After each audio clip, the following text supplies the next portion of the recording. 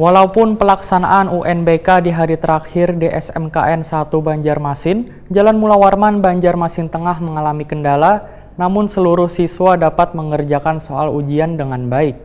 Terlebih di hari terakhir, soal yang diujikan yaitu soal kejuruan, sangat mudah dipahami wan dijawab lebih cepat dari biasanya.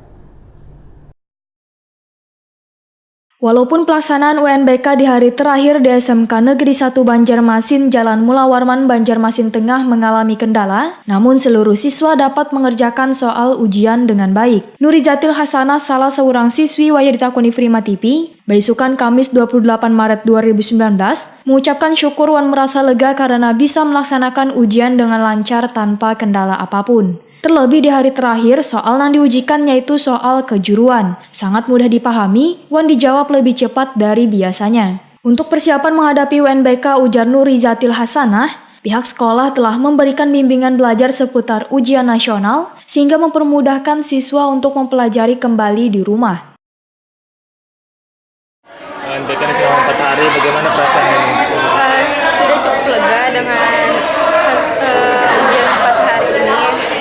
Tapi untuk Aprilnya ada LSP lagi di sekolahan, jadi sambil persiapan lagi untuk ujian LSP. Tapi untuk saat ini sudah lega ya? Sudah lega sedikit. Persiapannya kemarin bagaimana? Persiapannya ya Ada ikut bimbingan belajar juga dulu?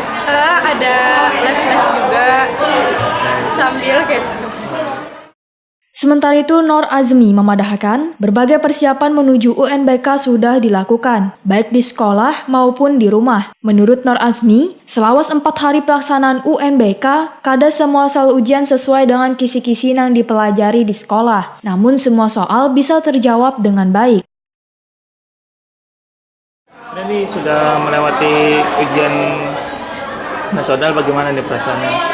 Alhamdulillah sangat bersyukur, semoga hasilnya dapat jadi yang terbaik, supaya dapat nilai yang terbaik, merasa lega dah. Lega. Kemarin persiapannya bagaimana? Ada ikut bimbingan Ada juga? ikut les di sekolahan.